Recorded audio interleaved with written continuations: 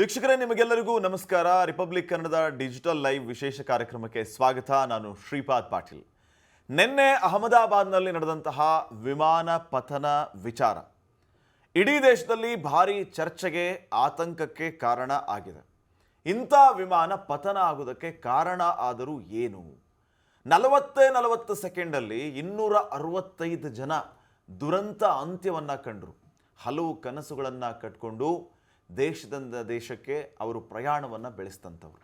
ಆದರೆ ಅಹಮದಾಬಾದ್ನಲ್ಲಿ ಇಂಥ ಒಂದು ದುರಂತ ಅಂತ್ಯ ಕಂಡಿರುವಂಥದ್ದು ಒಂದು ಹೊಸ ರೀತಿಯ ಚರ್ಚೆಗೆ ಕಾರಣ ಆಗ್ತಾ ಇದೆ. ಲೈಫ್ ಈಸ್ ಅನ್ಪ್ರೆಡಿಕ್ಟಬಲ್ ಅನ್ನುವಂತಹ ಚರ್ಚೆ ಆಗ್ತಾ ಇದೆ. ಪ್ರವಾಸಕ್ಕೆ ಅಂತ ಪ್ರವಾಸಿಯ ತಾಣಗಳಿಗೆ ಹೋಗುವಂಥವರು ಉಗ್ರರ ದಾಳಿಯಿಂದ ಸಾವನ್ನಪ್ತಾ ಇದ್ದಾರೆ. ವಿಕ್ಟ್ರಿ ಪರೇಡ್ಗೆ ಬಂದು ತಮ್ಮ ನೆಚ್ಚಿನ ಕ್ರಿಕೆಟ್ ಆಟಗಾರರನ್ನು ಕಣ್ತುಂಬ್ಕೋಬೇಕು ಅಂತ ಬಂದವರು ಕಾಲು ತುಳಿತದಲ್ಲಿ ಸಾವನ್ನಪ್ತಾ ಇದ್ದಾರೆ. ಅಷ್ಟೇ ಯಾಕೆ, ಏನೋ ಒಂದು ಕೆಲಸದ ವಿಚಾರವಾಗಿ ಅಥವಾ ಬೇರೆ ದೇಶಕ್ಕೆ ಭೇಟಿ ಕೊಡಬೇಕು ಅನ್ನುವಂತಹ ಉತ್ಸಾಹದಿಂದ ವಿಮಾನದಲ್ಲಿ ಪ್ರಯಾಣ ಬೆಳೆಸಿದಂಥವರು 40 ಸೆಕೆಂಡಲ್ಲಿ ತಮ್ಮ ಜೀವವನ್ನೇ ಕಳ್ಕೊತಾ ಇದ್ದಾರೆ. ಇನ್ನು ಹಾಸ್ಟೆಲ್ನ ಒಳಗಡೆ ಇದ್ಕೊಂಡು ತಮ್ಮ ವಿದ್ಯಾಭ್ಯಾಸವನ್ನು ಮಾಡ್ತಾ ಇದ್ದವರು, ಅವತ್ತಿನ ಊಟ ಮಾಡಬೇಕು ಅಂತ ಬಂದಂಥವರು ಅಲ್ಲಿಗೆ ಪ್ರಾಣ ಕಳ್ಕೊಳ್ತಾ ಇದ್ದಾರೆ. ಸೊ ಈ ರೀತಿ ಲೈಫ್ ಈಸ್ ಅನ್ಪ್ರೆಡಿಕ್ಟಬಲ್ ಅನ್ನುವಂತಹ ಪರೀಕ್ಷೆ ನಮ್ಮನ್ನು ಮತ್ತೆ ಕಾಡ್ತಾ ಇದೆ. ಈಗ ಈ ರೀತಿಯ ಘಟನೆ ಆದಮೇಲೆ ನಮ್ಮನ್ನು ಕಾಡ್ತಾ ಇರುವಂತಹ ಪ್ರಶ್ನೆಗಳು: ವಿಮಾನ ಪತನ ಯಾಕಾಯಿತು? ಏನೇನು ಕಾರಣಗಳಿರಬಹುದು? ಯಾಕೆ ಇಂತಹ ಘಟನೆಗಳು ಆಗುತ್ತೆ? ವಿಮಾನಯಾನದ ಮೇಲೆಯೇ ಅನುಮಾನ ಮೂಡೋದಕ್ಕೆ ಈ ರೀತಿಯ ಘಟನೆಗಳು ಕಾರಣ ಆಗ್ತಾ ಇದೆ. ಜೊತೆಗೆ ಜನರು ನಂಬಿಕೆಯನ್ನು ಕಳ್ಕೊಳ್ಳುವಂತಹದ್ದು, ಆತಂಕವನ್ನು ಎದುರಿಸುವಂತಹ ಪರಿಸ್ಥಿತಿ ಸದ್ಯಕ್ಕಿದೆ. ಸೊ ಈ ಸಂದರ್ಭದಲ್ಲಿ ಈ ಘಟನೆಗೆ ಕಾರಣಗಳು ಏನಿರಬಹುದು? ಆ್ಯಕ್ಚುಲಿ ವಿಮಾನ ಹಾರಾಟದ ಸಂದರ್ಭದಲ್ಲಿ ನಾವು ಏನು ಮಾಡಬೇಕು? ಒಬ್ಬ ಪೈಲಟ್, ಆತನಿಗೆ ಇರುವಂತಹ ರೆಸ್ಪಾನ್ಸಿಬಿಲಿಟೀಸ್ ಏನು? ಈ ಎಲ್ಲ ವಿಚಾರಗಳ ಬಗ್ಗೆ ಮಾತಾಡೋದಕ್ಕೆ, ಜೊತೆಗೆ ಇನ್ನೂ ಅನೇಕ ವಿಚಾರಗಳ ಬಗ್ಗೆ ಚರ್ಚೆಯನ್ನು ಮಾಡೋದಕ್ಕೆ ನಮ್ಮ ಜೊತೆ ಈಗ ಸದ್ಯಕ್ಕೆ ಕಮರ್ಷಿಯಲ್ ಪೈಲಟ್ ಸಮರ್ಥ್ ಹೆಗಡೆ ಅವರಿದ್ದಾರೆ. ಇವರು 300ಕ್ಕೂ ಹೆಚ್ಚು ಗಂಟೆ ವಿಮಾನ ಹಾರಾಟದ ಎಕ್ಸ್ಪೀರಿಯನ್ಸನ್ನು ಹೊಂದಿದ್ದಾರೆ. ಸದ್ಯ ಅವರು ಪೈಲಟ್ ಆಗಿಯೇ ಕೆಲಸ ಮಾಡ್ತಾ ಇದ್ದಾರೆ. ಸೊ ಅವ್ರ ಜೊತೆಗೆ ನಾವು ನೇರವಾಗಿ ಈ ಎಲ್ಲ ವಿಚಾರಗಳ ಬಗ್ಗೆ ಚರ್ಚೆಯನ್ನು ಮಾಡ್ತಾ ಹೋಗೋಣ. ಕಾರಣಗಳ ಬಗ್ಗೆ ನಾವು ವಿಚಾರಗಳನ್ನು ಮಂಥನ ಮಾಡ್ತಾ ಹೋಗೋಣ. ಸಮರ್ಥ್ ಹೆಗಡೆ ಅವರೇ, ಕಾರ್ಯಕ್ರಮಕ್ಕೆ ಸ್ವಾಗತ.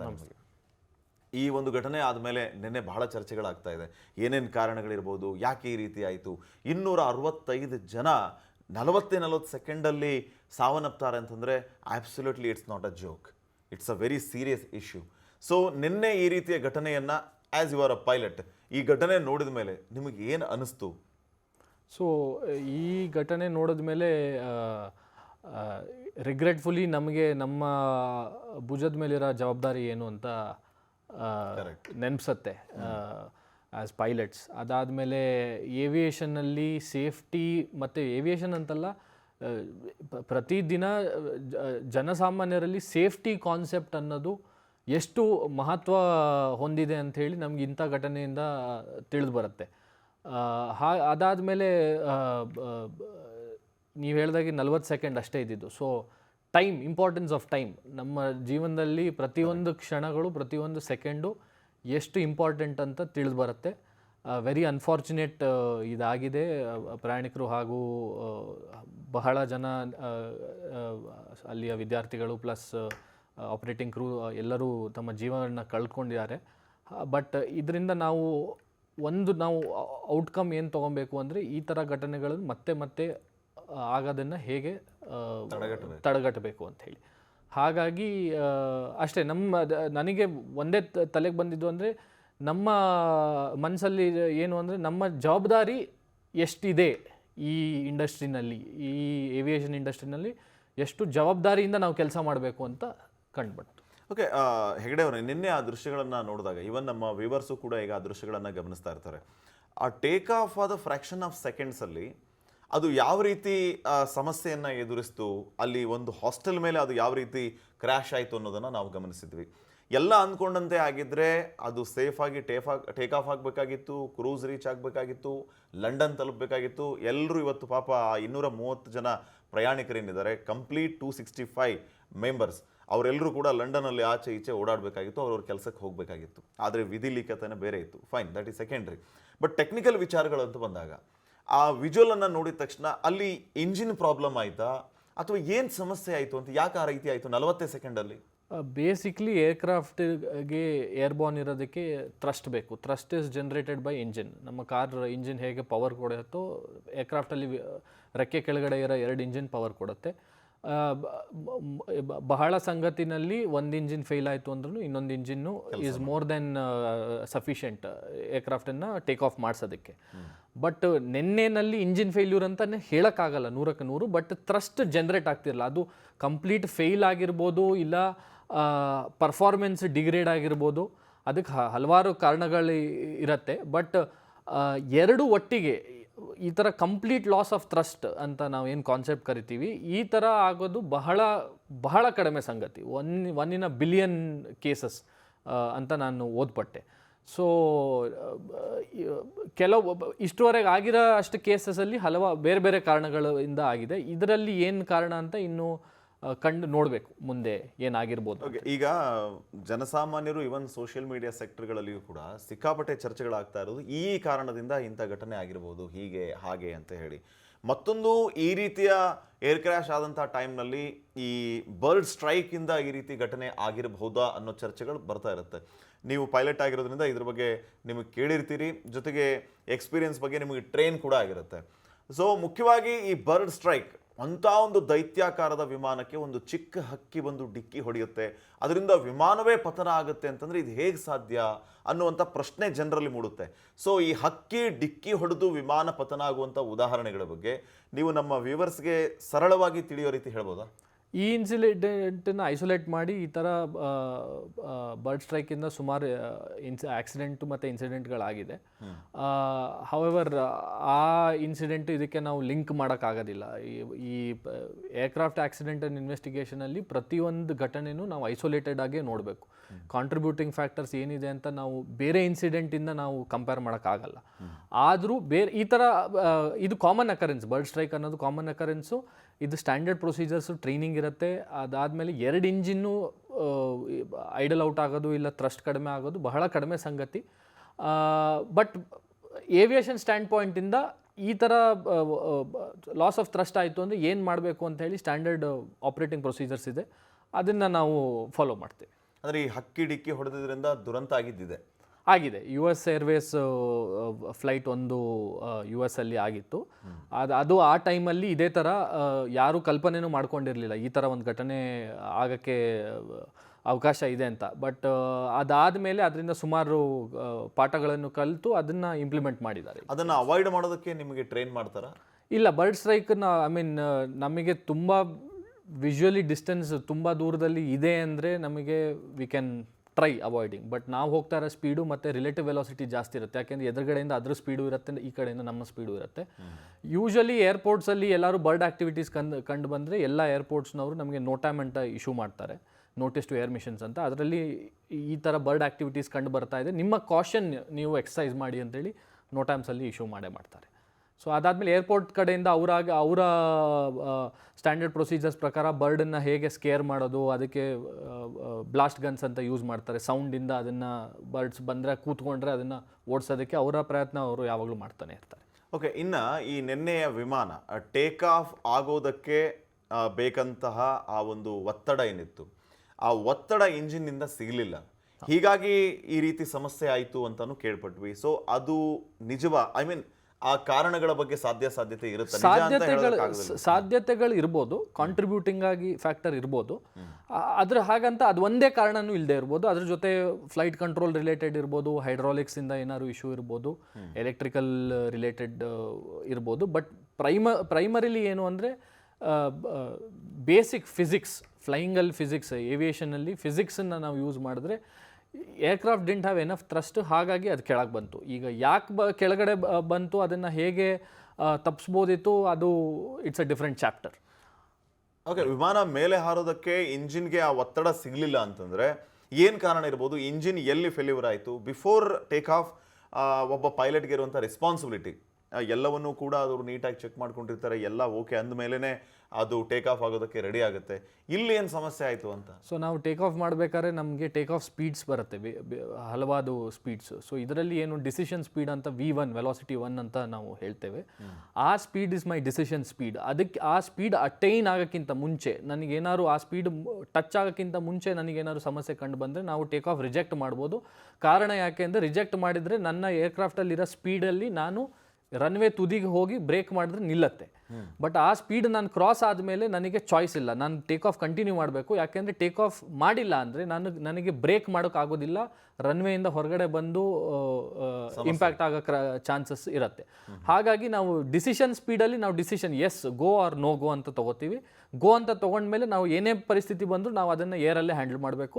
ನೋ ಗೋ ಅಂದರೆ ನಾವು ಅಬಾರ್ಟ್ ಮಾಡಿದ್ರೆ ನಾವು ರನ್ವೇ ಮೇಲೆ ನಿಲ್ಲಿಸೋ ಕೆಪಾಸಿಟಿ ನಮಗೆ ನಮ್ಮ ಏರ್ಕ್ರಾಫ್ಟ್ ಬ್ರೇಕ್ಸಿಗೆ ಇರುತ್ತೆ. ಸಮರ್ಥ ಹೆಗಡೆ, ಈಗ ಒಂದು ಕುತೂಹಲದ ಪ್ರಶ್ನೆ, ಜನರಲ್ಲಿ ಇರುವಂತಹ ಪ್ರಶ್ನೆ ಏನಂತಂದರೆ, ಈಗ ಒಂದು ವಿಮಾನ ಟೇಕ್ ಆಫ್ ಆಗೋದಕ್ಕೆ ರೆಡಿ ಆಗಿದೆ, ಎಲ್ಲ ಪ್ರಯಾಣಿಕರು ಬಂದು ಕೂತಿದ್ದಾರೆ.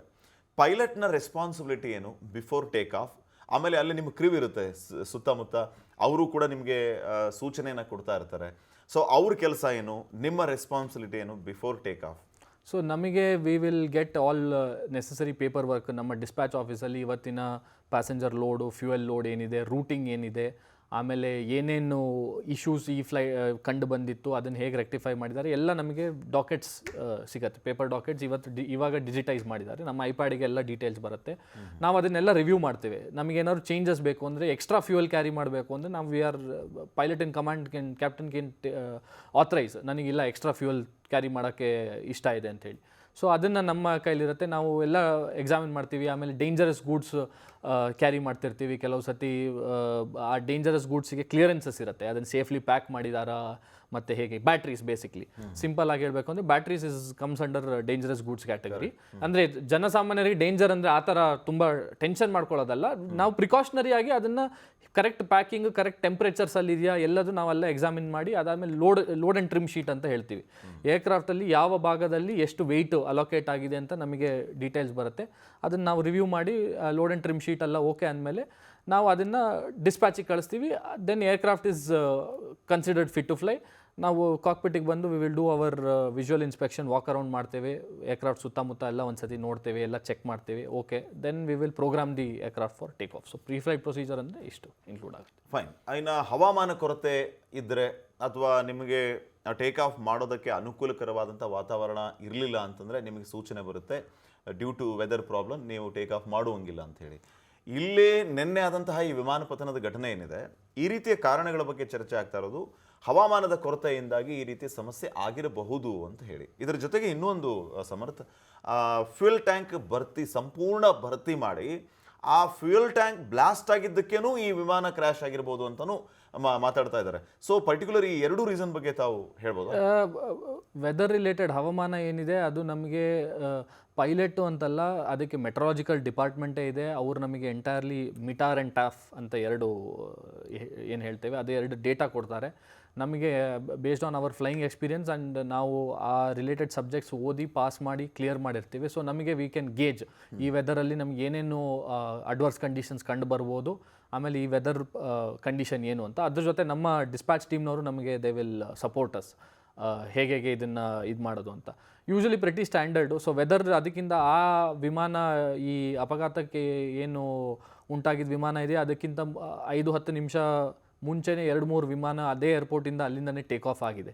ಸೊ 5 ನಿಮಿಷದಲ್ಲಿ ಅಷ್ಟು ರ್ಯಾಪಿಡ್ ಚೇಂಜಸ್ ಇನ್ ವೆದರ್ ಆಗೋದು ಬಹಳ ಕಡಿಮೆ ಸಂಗತಿ. ಸೊ ಅದು might not be a significant factor. ಎರಡನೇದು ಫ್ಯೂಯಲ್ ಕ್ಯಾರಿ ಮಾಡೋದು ಸ್ಟ್ಯಾಂಡರ್ಡ್ ಪ್ರೊಸೀಜರು. ಅದರಲ್ಲಿ ಆ ರಿಲೇಟೆಡ್ ಆ್ಯಕ್ಟಿವಿಟಿಯಿಂದ ಏನು ಕಂಡು ಬಂದಿಲ್ಲ. ಯಾಕೆಂದರೆ ಬೆಂಕಿ ಏನೇ ವಿಡಿಯೋ ನೋಡಿದ್ರೆ ಬೆಂಕಿ ಕಂಡು ಬಂದಿರೋದು ಏರ್ಕ್ರಾಫ್ಟ್ ಇಂಪ್ಯಾಕ್ಟ್ ಆದಮೇಲೆ. ಸೊ ಅದಕ್ಕಿಂತ ಮುಂಚೆ ಎಲ್ಲೂ as far as video is concerned ಎಲ್ಲೂ ಬೆಂಕಿ ಕಂಡು ಬಂದಿಲ್ಲ. ಸೊ ಅದು ಕಾಂಟ್ರಿಬ್ಯೂಟಿಂಗ್ ಫ್ಯಾಕ್ಟರ್ ಅಂತ ನಾನು I doubt. S Samarth Hegde, ನೀವು ಬೀಯಿಂಗ್ ಅ ಪೈಲಟ್ ಆಗಿ ನಿನ್ನೆ ಈ ರೀತಿಯ ಒಂದು ಏರ್ ಕ್ರ್ಯಾಶ್ ಆದಮೇಲೆ ಸಹಜವಾಗಿ ನೀವು ನಿಮ್ಮ ಕೋಲೀಗ್ಸ್ ಜೊತೆ ಮಾತಾಡ್ಕೊಂಡಿರ್ತೀರಿ, ಯಾಕೆ ಏನು ರೀಸನ್ ಅನ್ನೋದ್ರ ಬಗ್ಗೆ ಚರ್ಚೆಗಳನ್ನು ಮಾಡಿರ್ತೀರಿ. ನಮ್ಮ ದೇಶದಲ್ಲಿ ಪರ್ಟಿಕ್ಯುಲರ್ಲಿ 1996ರಲ್ಲಿ ಹರಿಯಾಣದಲ್ಲಿ ಒಂದು ಇದೇ ರೀತಿ ವಿಮಾನ ಪತನ ಆಗುತ್ತೆ. ಅದು ಯಾವ ರೀತಿ ಆಗುತ್ತೆ ಅಂತಂದರೆ, ಒಂದು ವಿಮಾನ ಟೇಕ್ ಆಫ್ ಆಗ್ತಾ ಇರುತ್ತೆ, ಒಂದು ವಿಮಾನ ಲ್ಯಾಂಡ್ ಆಗ್ತಾ ಇರುತ್ತೆ. ಅದು ಒಂದು ಸೌದಿ ಅರೇಬಿಯಾದ ಜೆಟ್ಟು, ಮತ್ತೊಂದು ಕಜಕಿಸ್ತಾನ್ದು. ಈ ಆಕ್ಸಿಡೆಂಟ್ ಆಗಿ ಒಂದು ಟೇಕ್ ಆಫ್ ಆಗೋದು, ಒಂದು ಲ್ಯಾಂಡ್ ಆಗೋ ವಿಮಾನದ ಮಧ್ಯೆ ಆಕ್ಸಿಡೆಂಟ್ ಆಗಿ 349 ಜನ ಸಾವನ್ನಪ್ಪಿದ್ರು. ಐ ಗೆಸ್ 349 369 ಇರಬೇಕು. ಸೊ ಈ ಘಟನೆ ಆದಮೇಲೆ ನೀವು ಏನೆಲ್ಲ ಅನಲೈಸ್ ಮಾಡಿದ್ರಿ?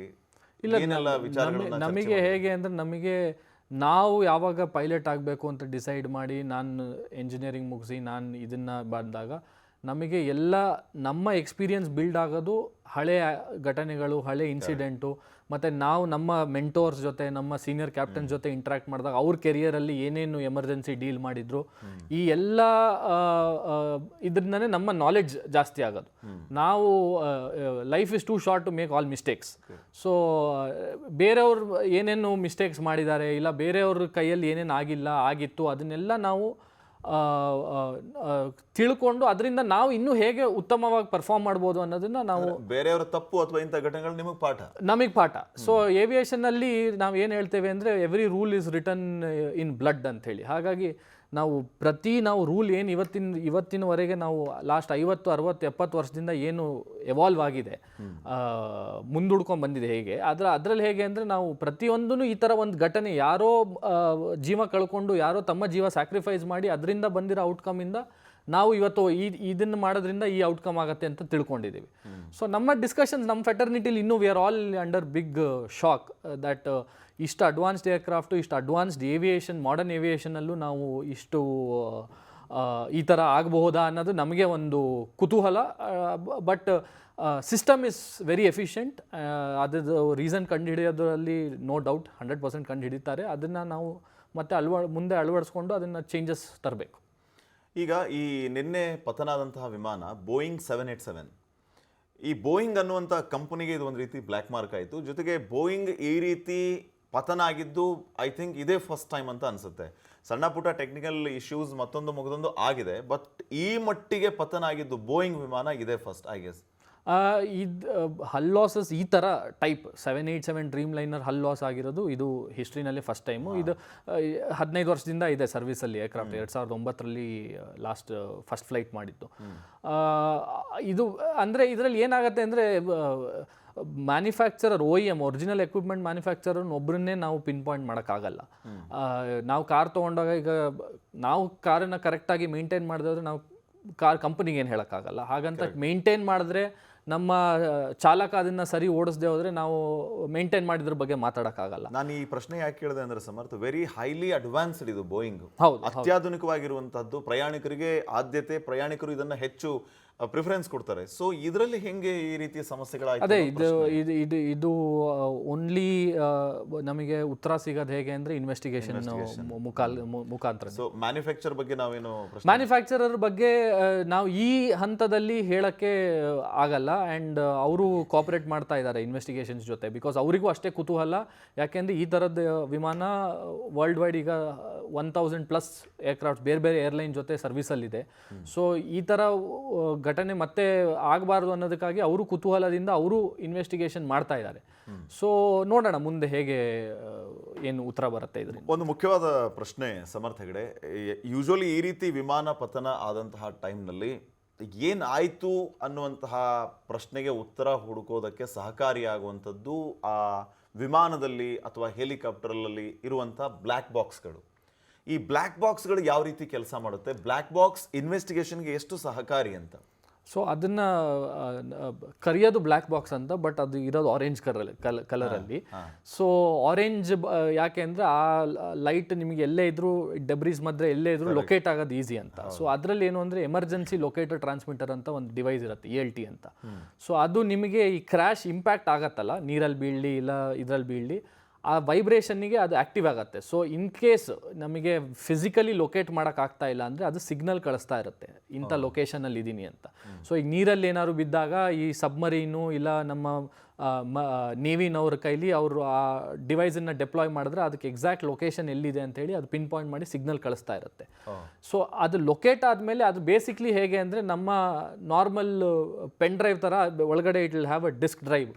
ಅದರಲ್ಲಿ ಡೇಟಾ ರೆಕಾರ್ಡ್ ಆಗ್ತಾ ಇರುತ್ತೆ. ಈ ಏರ್ಕ್ರಾಫ್ಟು ಟೇಕ್ ಆಫ್ ಏನು ಸ್ಪೀಡಲ್ಲಿ ಆಯಿತು, ಲ್ಯಾಂಡಿಂಗ್ ಗೇರ್ ಕಾನ್ಫಿಗರೇಷನ್ ಹೇಗಿತ್ತು, ಪೈಲಟ್ಸ್ಗಳು ಕಾಕ್ಪಿಟಲ್ಲಿ ಏನೇನು ಇನ್ಪುಟ್ ಕೊಟ್ಟರು, ಏನೇನು ಕರೆಕ್ಷನ್ ಮಾಡಿದ್ದಾರೆ, ಯಾವ ಸೆಕೆಂಡಲ್ಲಿ ಏನು ಹೈಟು, ಏನು ಸ್ಪೀಡು ಮತ್ತು ಏನು ಕಾನ್ಫಿಗರೇಷನ್ ಇತ್ತು ಅಂತ ಫುಲ್ ಗ್ರಾಫ್ ವೈಸ್ ಡೇಟಾ ಇರುತ್ತೆ. ಸೊ ಅವರು ಅನಲೈಸ್ ಮಾಡಬೇಕಾದ್ರೆ ಸ್ಟಾರ್ಟಿಂಗಿಂದ ಹಿಡಿದು ಎಂಡಿನ ತನಕ ಎಲ್ಲೇ ಅಬ್ನಾರ್ಮಲಿಟಿ ಇದ್ರೂ ಅವರಿಗೆ ಇನ್ವೆಸ್ಟಿಗೇಟರ್ಸ್ಗೆ ವೆರಿ ಈಸಿಲಿ ಅವ್ರು ಕಂಡುಹಿಡಿಬೋದು. ಇದು ಒಂದು ಸಿಗ್ನಿಫಿಕೆಂಟ್ ಕಾಂಟ್ರಿಬ್ಯೂಟಿಂಗ್ ಅದು ಟೇಕ್ ಆಫ್ ಇಂದ ಲ್ಯಾಂಡಿಂಗ್ ವರೆಗೂ ಕಂಟಿನ್ಯೂಸ್ ರೆಕಾರ್ಡ್ ಆಗ್ತಾನೆ ಅದು ಓವರ್ ರೈಟ್ ಆಗುತ್ತೆ. 120 ಮಿನಿಟ್ಸ್ ಟು 180 ಮಿನಿಟ್ಸ್ ಟೈಮ್ ಇರುತ್ತೆ. ಈಗ ನೀವು ಯೂಶಲಿ ನೀವು ಟೇಕ್ ಆಫ್ ಆಗಿ ಇವೆಂಟ್ಫುಲ್ ಇತ್ತು, ಲ್ಯಾಂಡಿಂಗ್ ಟೈಮಲ್ಲಿ ಏನೋ ಸಮಸ್ಯೆ ಬಂತು ಅಂದರೆ ನಿಮಗೆ ಟೇಕ್ ಆಫ್ ಆಗಿದ್ದಕ್ಕೆ ಏನು ಲಿಂಕ್ ಇರಲ್ಲ. Last moment is important. So 120 minutes to 180 minutes average time. ಇದು ಡೇಟಾ ಸೈಡ್ DFDR ಅಂತೇಳಿ. ಕಾಕ್ಪಿಟ್ ವಾಯ್ಸ್ ರೆಕಾರ್ಡರ್ ಅಂದರೆ ATC ಜೊತೆ ಪೈಲಟ್ಸ್ ಏನು ಮಾತಾಡಿದ್ದಾರೆ ಮತ್ತು ತಮ್ಮ ಮಧ್ಯೆ ಏನು ಮಾತಾಡ್ಕೊಂಡಿದ್ದಾರೆ ಇದು ರಿಯಲ್ ಟೈಮಲ್ಲಿ ಅದು ರೆಕಾರ್ಡ್ ಆಗ್ತಾ ಇದೆ. ವಾಯ್ಸ್ ರೆಕಾರ್ಡ್ ಆಗಿರುತ್ತೆ. ಹೌದು, ಇದು ಬಹಳ ಮುಖ್ಯವಾದಂಥ ವಿಚಾರ. ಹೌದು. ಇದರಲ್ಲಿ ಬೇಸಿಕ್ಲಿ ಏನು ಅಂದರೆ ADM ಫೀಚರ್, ನಾವೇನು ಹೇಳ್ತೀವಿ ADM ಅಂದರೆ ಏರೋನಾಟಿಕಲ್ ಡಿಸಿಷನ್ ಮೇಕಿಂಗ್ ಅಂತ. ಸೊ ಪೈಲಟ್ಸ್ ತಲೆನಲ್ಲಿ ಏನು ಓಡ್ತಾ ಇತ್ತು, ಆಮೇಲೆ ಅವರ ಡಿಸಿಷನ್ ಏನು ತೊಗೊಳ್ಬೇಕು ಅಂತಿದ್ರು, ಅವರ ಪ್ಲ್ಯಾನ್ ಏನಿತ್ತು, ಮತ್ತು ಅವರ ಟ್ರೈನಿಂಗ್ ಎಷ್ಟು ಎಫಿಷಿಯೆಂಟ್ ಇತ್ತು ಅಂತ ಹೇಳಿ ನಮಗೆ ಈ ಕಾಕ್ಪಿಟ್ ವಾಯ್ಸ್ ರೆಕಾರ್ಡರ್ ಮೂಲಕ ಗೊತ್ತಾಗ್ತದೆ. ಬಟ್ ನಡೆದಿರೋ ಆಕ್ಸಿಡೆಂಟ್ ಏನು ಮಾಡೋಕ್ಕಾಗೋದಿಲ್ಲ. ಇದಕ್ಕೆ ಬಂದ್ಬಿಡ್ತೀನಿ ಸಮರ್ಥಕಡೆ. ಈಗ ಈ ಬ್ಲ್ಯಾಕ್ ಬಾಕ್ಸ್ ಯಾವ ರೀತಿ ಕೆಲಸ ಮಾಡುತ್ತೆ, ಕಂಟಿನ್ಯೂಸ್ ಆಗಿ ವಾಯ್ಸ್ ರೆಕಾರ್ಡ್ ಎಲ್ಲ ಆಗ್ತಿರುತ್ತೆ ಅನ್ನೋದನ್ನ ನೀವು ಹೇಳಿದ್ರಿ. ಸೊ ಲಾಸ್ಟ್ ಮೂಮೆಂಟಲ್ಲಿ ಏನಾಯಿತು ಅನ್ನೋದು ಆ ಬ್ಲ್ಯಾಕ್ ಬಾಕ್ಸ್ನಿಂದ ನಮಗೆ ಗೊತ್ತಾಗುತ್ತೆ. ಅಸಲಿಗೆ ಅಲ್ಲಿ ಏನು ಸಮಸ್ಯೆ ಆಗಿತ್ತು, ಯಾಕೆ ಪತನ ಆಯಿತು ಅನ್ನೋದು ಅಲ್ಟಿಮೇಟ್ಲಿ ಬ್ಲ್ಯಾಕ್ ಬಾಕ್ಸಿಂದ ಗೊತ್ತಾಗ್ಬಿಡುತ್ತೆ ಅಲ್ವಾ?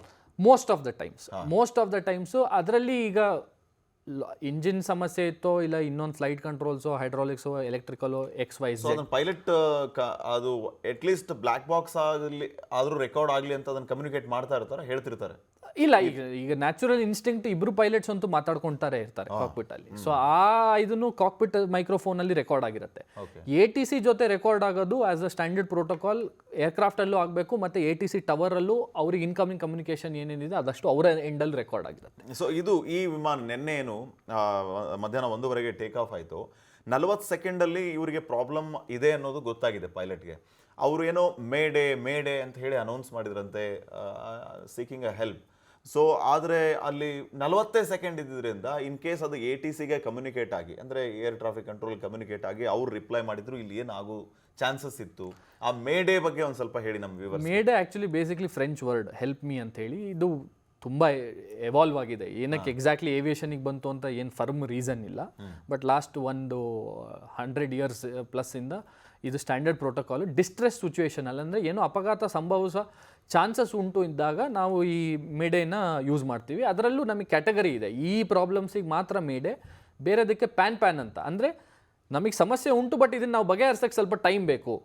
ಸೊ ಈ ಥರ ಇದ್ದಾಗ ನಾವು ಪ್ಯಾನ್ ಕೊಡ್ತೇವೆ. ಮೇಡೆ ಅಂದರೆ ಇದು ಏನೋ ಬಹಳ ದೊಡ್ಡ ಸಮಸ್ಯೆ, ಇದನ್ನು ನಾವು ಬಗೆಹರಿಸೋಕ್ಕೆ ಮೋಸ್ಟ್ಲಿ ಆದರೂ ಆಗ್ಬೋದು, ಇಲ್ಲದೇ ಆದರೂ ಇಲ್ಲ ಅನ್ನೋ ಒಂದು ಇಂಟಿಮೇಷನ್. ಇದು ಸ್ಟ್ಯಾಂಡರ್ಡ್ ಪ್ರೋಟೋಕಾಲ್ ಏನಕ್ಕೆ ಅಂದರೆ ನಾವು ಸರ್ಚ್ ಆ್ಯಂಡ್ ರೆಸ್ಕ್ಯೂನ ಆ್ಯಕ್ಟಿವೇಟ್ ಮಾಡೋದಕ್ಕೆ. ATC ಟವರ್ಗೆ ಇನ್ಫಾರ್ಮೇಷನ್ ಕೊಟ್ಟ ತಕ್ಷಣ ಅವರು ಫೈರ್ ಫೈಟಿಂಗ್ ಸರ್ವಿಸಸ್ ಇರಲಿ, ನಮ್ಮ ಆ್ಯಂಬುಲೆನ್ಸ್ ಸರ್ವಿಸಸ್, ಮೆಡಿಕಲ್, ಆಮೇಲೆ ಮ್ಯಾನ್ ಪವರ್ ಅಲೋಕೇಶನ್ನು, ಈ ಆ್ಯಕ್ಟಿವಿಟೀಸಿಗೆ ಅವರಿಗೆ ಹೆಡ್ಸಪ್ ಇನ್ನೂ ಅಡ್ವಾನ್ಸ್ ಟೈಮ್ ಸಿಗ್ತದೆ. ಈ ಪ್ರತಿ 1 ಸೆಕೆಂಡು ಕೌಂಟ್ ಆಗಬೇಕಾದ್ರೆ ನಮಗೆ 2 ನಿಮಿಷ ಮುಂಚೆ ಇನ್ಫಾರ್ಮೇಷನ್ ಬಂತು ಅಂದರೆ ನಾವು ಅಷ್ಟು ಬೇಗ ನಾವು ಪ್ರಿಪೇರ್ ಆಗ್ಬೋದು.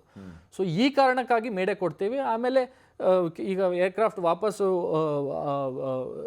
ರಿಟರ್ನ್ ಟು ಏರ್ಫೀಲ್ಡ್ ಅಂತ ಹೇಳ್ತೀವಿ, ವಾಪಸ್ ಬಂದು ಲ್ಯಾಂಡ್ ಮಾಡೋ ಪರಿಸ್ಥಿತಿಲಿ ಇತ್ತು, ನಾವು ಲ್ಯಾಂಡ್ ಮಾಡೋ ಡಿಸಿಷನ್ ತೊಗೊಂಡಿದ್ದೀವಿ ಅಂದರೆ ಆ ಟೈಮಲ್ಲಿ ರನ್ವೇ ಹತ್ರ ನಮಗೆ already fire fighting services, ambulance services stand ಬೈನಲ್ಲಿ ಇಟ್ಟಿರ್ತಾರೆ. ಸೊ ಏನೇ ಆದ್ರೂ ನಾವು ಆದಷ್ಟು ಸೇಫ್ ಇರ್ಬೋದು ಅಂಥೇಳಿ. ಸೊ ಹಾಗಾಗಿ ನಾವು ಇಂಟಿಮೇಟ್ ಮಾಡೋದು. ಟವರ್ ಸೈಡಿಂದ ನಮಗೆ ಇನ್ನೊಂದು ಅಡ್ವಾಂಟೇಜ್ ಏನು ಅಂದರೆ ನಮ್ಮ ಏರ್ ಸ್ಪೇಸ್ ಫ್ರೀ ಮಾಡಿಕೊಡ್ತಾರೆ, ನಮ್ಮ ಸುತ್ತಮುತ್ತ ಇರೋ ಏರ್ಕ್ರಾಫ್ಟ್ಸನ್ನು ಡೈವರ್ಟ್ ಮಾಡ್ತಾರೆ, ನಮಗೆ ಮೋರ್ ಆಪ್ಷನ್ಸ್ ಓಪನ್ ಆಗುತ್ತೆ. ನಾವು ಹೈಟ್ ಮೇಂಟೈನ್ ಮಾಡೋದಿರಲಿ ಇಲ್ಲ ಡೈರೆಕ್ಷನ್ ಟರ್ನ್ ಮಾಡೋದಿರಲಿ, ನಮಗೆ ಮೋರ್ ಆಪ್ಷನ್ಸ್ ಓಪನ್ ಆಗುತ್ತೆ. ಎರಡನೇದು ಅನ್ನೆಸೆಸರಿ ಫ್ರೀಕ್ವೆನ್ಸಿನಲ್ಲಿ ಮಾತಾಡೋದು. ಒಂದು ಫ್ರೀಕ್ವೆನ್ಸಿನಲ್ಲಿ 20 ರಿಂದ 30 ಏರೋಪ್ಲೇನ್ ಇರುತ್ತೆ ಅಟ್ ಅ ಟೈಮ್. ಸೊ ಆ ಟೈಮಲ್ಲಿ ಅನ್ನೆಸೆಸರಿ ಬೇರೆ ಫ್ರೀಕ್ವೆನ್ಸಿನವರು ಮಾತಾಡೋದು ಉಳಿಯುತ್ತೆ. ಆ ಟೋಟಲ್ ಫ್ರೀಕ್ವೆನ್ಸಿ ನಮಗೆ ಬಿಟ್ಕೊಡ್ತಾರೆ. ಸೊ ನಾನು ಏನು ಪ್ರಾಬ್ಲಮ್ ಇದೆ, ನಾನು ಏನು ವರ್ಕೌಟ್ ಮಾಡ್ತಾ ಇದ್ದೀನಿ, ನಾನು ATC ಜೊತೆ ಮಾತಾಡ್ಬೋದು, ಮತ್ತು ನಮ್ಮ ಎಮರ್ಜೆನ್ಸಿ ಸರ್ವಿಸಸ್ನವ್ರನ್ನು ಅದೇ ಫ್ರೀಕ್ವೆನ್ಸಿಗೆ ತೊಗೋತಾರೆ. ಸೊ ಎಲ್ಲರಿಗೂ ಅಲ್ಲಿ ಒಂದು ಹೇಗೆ ಅಂದರೆ ಒಂದು ವಾತಾವರಣ ಹೇಗೆ ಕ್ರಿಯೇಟ್ ಮಾಡ್ತೇವೆ ಅಂದರೆ ಯಾರಿಗೂ ಏನು ಇನ್ಫಾರ್ಮೇಷನ್ ಇಲ್ಲ ಅಂತ ಆಗಬಾರ್ದು. ಎಲ್ಲರಿಗೂ ನಮಗೇನು ಇನ್ಫಾರ್ಮೇಷನ್ ನಡೀತಾ ಇದೆ, ಪೈಲಟ್ಸ್ ಏನು ಮಾಡ್ತಾರೆ, ನೆಕ್ಸ್ಟ್ ಎಕ್ಸ್ಪೆಕ್ಟೆಡ್ ಏನು, ಮತ್ತು ಅದಕ್ಕೆ ನಾವು ಹೇಗೆ ರಿಯಾಕ್ಟ್ ಮಾಡಬೇಕು. ಸೊ ಬೇರೆ ಇಂಟರ್ಫಿಯರೆನ್ಸ್ ಅವಾಯ್ಡ್ ಮಾಡೋದಕ್ಕೆ ನಾವು ಈ ಕಾಲನ್ನು ಕೊಟ್ಟು ಸುತ್ತಮುತ್ತ ಇರೋರಿಗೆಲ್ಲರಿಗೂ ನಾವು ಕಾಷನ್ ಕೊಡ್ತೇವೆ ದಟ್ ನಾವು ಈ ಥರ ಸಮಸ್ಯೆಯಲ್ಲಿದ್ದೀವಿ ಅಂತ ಹೇಳಿ. ಸೊ ಲಾಸ್ಟ್ ಸೆಕೆಂಡ್ವರೆಗೂ ಪೈಲಟ್ನ ಕೆಲಸ ಏನಾಗಿರುತ್ತೆ ಅಂತಂದ್ರೆ ಸೇಫ್ ಲ್ಯಾಂಡಿಂಗ್ ಅಂತ. ಹೌದು. ಸೊ ನಿಮ್ಮ ಲ್ಯಾಂಗ್ವೇಜ್ ಅಲ್ಲಿ, ನಿಮ್ಮ ಟೆಕ್ನಿಕಲ್ ವರ್ಡ್ ಅಲ್ಲೇ ಹೇಳಬೇಕು ಅಂತಂದ್ರೆ there is no word resignation word ಅನ್ನುವಂಥದ್ದು ನಿಮ್ಮ ಕರಿಯರ್ ಅಲ್ಲೇ ಬರಲ್ಲ. Correct. Resignation is nothing but ನೀವು ಕೈ ಚಲೋದು, ಕರೆಕ್ಟ್, ಮುಗಿತಿನ್ನ ನನ್ನ ಕಡೆಯಿಂದ ಆಗಲ್ಲ ಅಂತ ನೀವು ಅದನ್ನ ಹೇಳೋಂಗೆ ಇಲ್ಲ. ನಮ್ಮ ಟ್ರೈನಿಂಗ್ ಅಲ್ಲಿ 5 hazardous attitudes of a pilot ಅಂತಿದೆ. ಅಂದ್ರೆ ನಮ್ಮ ಕ್ಯಾರೆಕ್ಟರ್ ಅಲ್ಲಿ we try not to ensure to have these. ಅಂದ್ರೆ ಅದರಲ್ಲಿ ರೆಸಿಗ್ನೇಷನ್ ಇಂಪಾರ್ಟೆಂಟ್.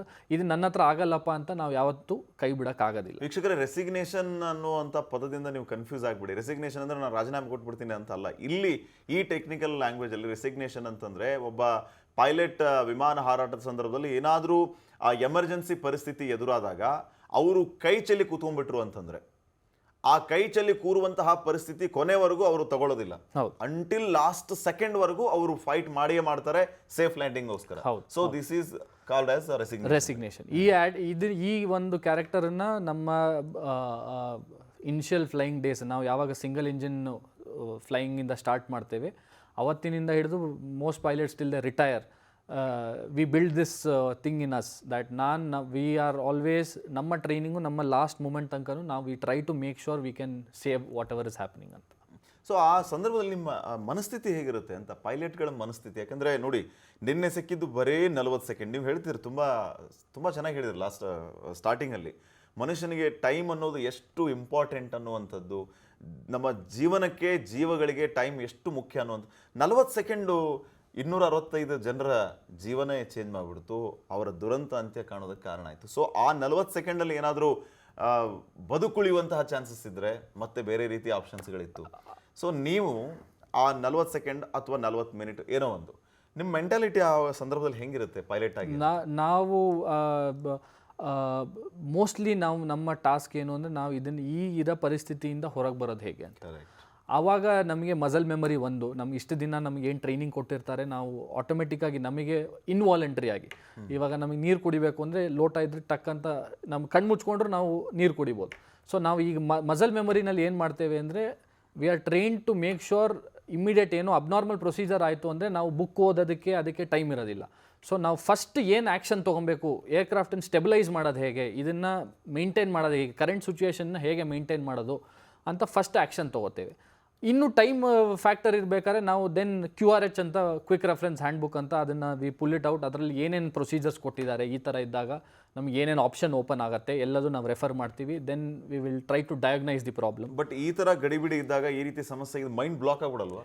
ಅದೇ ಇದರಲ್ಲಿ ನಿಮಗೆ ಮಾಡಬೇಕು ಅಂತಾನೆ ಗೊತ್ತಾಗಲ್ಲ. ಈ ಪೈಲಟ್ಸಿಗೆ ಎಕ್ಸ್ಪೀರಿಯನ್ಸ್ ಅನ್ನೋದು ಏನಕ್ಕೆ ಡಿಫ್ರೆನ್ಸ್ ಮ್ಯಾಟ್ರ್ ಆಗುತ್ತೆ ಅಂದರೆ, ಕಾಕ್ಪಿಟಲ್ಲಿ ಎಕ್ಸ್ಪೀರಿಯನ್ಸ್ ಅನ್ನೋ ಫ್ಯಾಕ್ಟ್ರಿ ಯಾಕೆ ಬರುತ್ತೆ ಅಂದರೆ, ಈಗ 100 ತಾಸು 10 ತಾಸು ಹಾರಿಸಿದವರು ಬ್ಲಾಕ್ ಆಗ್ಬೋದು, ಏನೋ ಆಗ್ತಾ ಇದೆ ನನಗೆ ಗೊತ್ತಾಗಲ್ಲ ಅಂತ. ಅದೇ ಪಕ್ಕಕ್ಕೆ ನಿಮಗೆ 5,000 8,000 ತಾಸು ಇದ್ದವ್ರು ಇದ್ದಾಗ ಅವರು they will make sure that ನಿಮ್ಮ lack of experience won't affect the operations.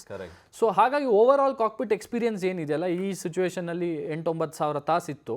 So ಒಬ್ಬರು ಇನ್ ಕೇಸ್ ಪರ್ಫಾರ್ಮೆನ್ಸ್ ಡೌನ್ ಆದ್ರೂ ಇನ್ನೊಂದು pilot will always make sure that they can cover up and they can make sure that operations R running safely. So usually ಆಗೋದಿಲ್ಲ, most ಸಿಚುವೇಶನ್ಸಲ್ಲಿ ಯಾರೂ blackout ಆಗೋದಿಲ್ಲ. But in case ಆದ್ರೂ ಇಬ್ಬರು pilot ಇರುವ ಕಾರಣನೇ ಈ reason that operations R conducted safely ಅಂತ. So ಈ ರೀತಿ ಎಮರ್ಜೆನ್ಸಿ ಬಂದಾಗ ಪೈಲಟ್ಗಳೇ ಆತಂಕಕ್ಕೀಡಾಗೋದು, ಅವರೇ ಪ್ಯಾನಿಕ್ ಆಗೋದು. ಈಗ ನಿಮಗೆ ಯೂಶ್ವಲಿ ಅರ್ಥ ಆಗೋ ಭಾಷೆಯಲ್ಲಿ ಮಾತಾಡೋದು ಅಂತಂದ್ರೆ ಹೌ ಹಾರೋದು ಅಂತಾರೆ. ಅವರೇ ಗಾಬರಿಯಾಗಿ ಅವ್ರಿಗೆ ಹಾರ್ಟ್ ಪ್ರಾಬ್ಲಮ್ ಆಗಿ ಸಮಸ್ಯೆ ಆಗ್ಬಿಡುವಂಥ ಚಾನ್ಸಸ್ ಇರುತ್ತೆ. ಸೊ ಆ ಥರ ಏನಾಗಲ್ಲ? ಇಲ್ಲ, ನಮಗೆ ಏನು ಅಂದರೆ most challenging part of our job ನಾವು to be very calm under stressful situation.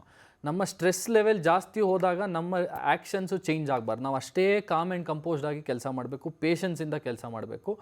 ಇದು ಈ ಎಕ್ಸ್ಪೀರಿಯನ್ಸ್ ಅನ್ನೋದು ಏನು ಕೌಂಟ್ ಆಗುತ್ತೆ. ನಾವು ಕೆಲಸ ಮಾಡ್ತಾ ಮಾಡ್ತಾ ಮಾಡ್ತಾ ನಾವು ಇನ್ನೂ ಪರ್ಫೆಕ್ಷನ್ ತೊಗೋತೇವೆ, ಇನ್ನೂ ಆದಷ್ಟು ನಾವು ಇನ್ನೂ ಟ್ಯೂನ್ ಆಗ್ತೀವಿ, ಇನ್ನೂ ರಿಯಾಕ್ಷನ್ ಸ್ಲೋ ಆಗಿ ಮಾಡ್ತೇವೆ, ಆರಾಮಾಗಿ ಡಯಾಗ್ನೈಸ್ ಮಾಡ್ತೀವಿ. ಬಟ್ ಏನಾಗುತ್ತೆ ಈ ಫೀಲ್ಡಲ್ಲಿ ನೀವು ಡೇ 1 ಟ್ರೈನ್ ಆಗೋದು ಸಹಿತ ಫ್ಲೈಯಿಂಗಿಂದನೇ, ನಾವು ಎಲ್ಲೂ ಟ್ರೈನ್ ಆಗೋದಿಲ್ಲ, ಏರ್ಕ್ರಾಫ್ಟಲ್ಲೇ ಟ್ರೈನ್ ಆಗೋದು ಮತ್ತು ಸಿಮ್ಯುಲೇಟ್ರಲ್ಲಿ which is equivalent to an aircraft.